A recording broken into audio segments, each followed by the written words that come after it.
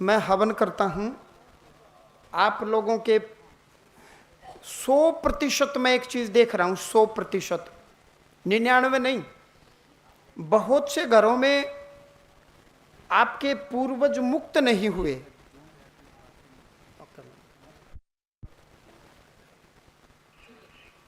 आपके पूर्वज मुक्त नहीं हुए। आपके पूर्वज मुक्त क्यों नहीं हुए, विधाता जाने। उन्होंने मुक्ति मांगी नहीं होगी, मुक्ति का यत्न नहीं किया होगा, या आपके खेत खलियान आपके प्रति उनकी आसक्ति रही होगी, मोह रहा होगा, मोह तोड़ा नहीं। अब वो यही लाइफ फोर्स एनर्जी, जीने के लिए जरूरी ऊर्जा वो आपसे खींचने लगे।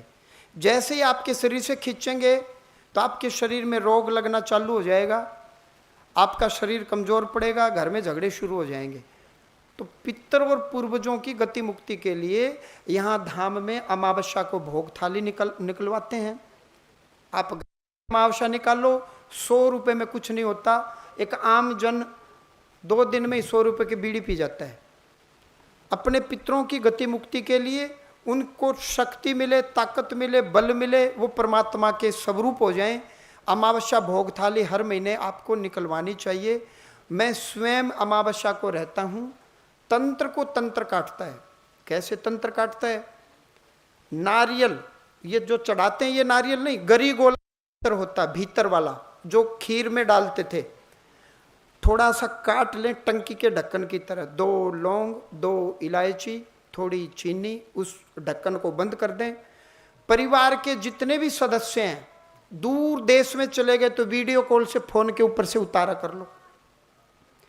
अंत में अपने ऊपर से उतारा करके धागा लें, कच्चा धागा, मोली जो हाथ में बांधते हैं, कच्चा मोली नहीं, कच्चा लाल रंग का धागा लें, या सफेद ले सकते हैं, कच्चा सूत, अपने शरीर के बराबर।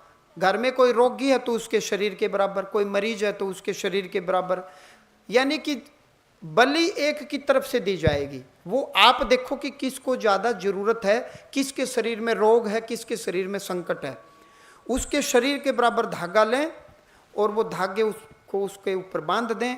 वही नारियल की बलि अमावस्या को हवन में हम देते हैं। क्या बोलना है?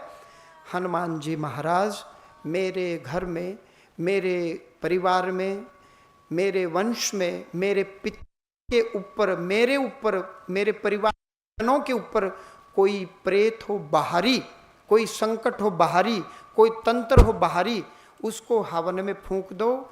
मेरे पितरों को शरण में लेकर के शक्ति दो, आशीर्वाद दो, और मेरे पितर मुझ पर सदैव खुश रहें, प्रसन्न रहें। 99.99% तो आपका उद्धार उसी समय हो जाएगा। मैं स्वयं मेहंदीपुर बालाजी यज्ञशाला में, वो मंदिर का हवन होता था, आम यात्री को प्रवेश नहीं देते थे समाधि वाले बाबा के सामने, तो मैं स्वयं वहाँ अमावस्या का मैंने हवन करवाया। एक राम मंदिर के पीछे शिव जी का मंदिर है, शिवालय है मेहंदीपुर बालाजी में, वहाँ बाबूलाल पंडित जी से मैंने कई बार करवाया। बालाजी महाराज के बरामदे में, वहाँ पंडित जी से मैंने राम मंदिर में सेवा करते थे, उनसे करवाया। कई बार मैंने धर्मशाला में भी करवाया कि मेरी आस्था भगवान बालाजी के प्रति ज़्यादा है, तो मेरे पितरों की भी आस्था इनके प्रति है, तो मैं क्यों न बालाजी मेहंदीपुर में हवन करवाऊं कि मेरे पितर को भगवान जी अपना दूत बना लें, पार्षद बना लें, ताकि मेरे कभी किसी के कब्जे में ना आए, बंधन में ना आए। तो मैं स्वयं बिना किसी के कहे मैं हवन करवाता रहा। और मैं ऐसा मानता हूं कि मेरे जीवन में, मेरी कुंडली में पितृदोष है। किसी की भी कुंडली में पितृदोष कब होता है? जब सूर्य के साथ में राहु या चंद्रमा के साथ में राहु बैठा हो तो भयंकर पितृदोष होता है।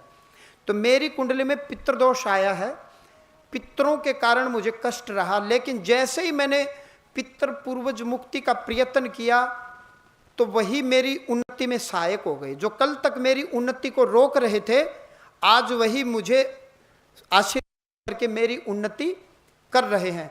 तो आप घर से नारियल घुमा करके चलें। इस अमावस्या दिन में गर्मी रहेगी, तो प्रयास करें हम रात में करें, इस बहाने पितरों की रात की जागरण भी हो गया, पितरों की रात भी जग गई एक तरह से। और बढ़िया हम यहाँ बैठ करके हवन करेंगे, दिल से करो, अंतरात्मा से करो।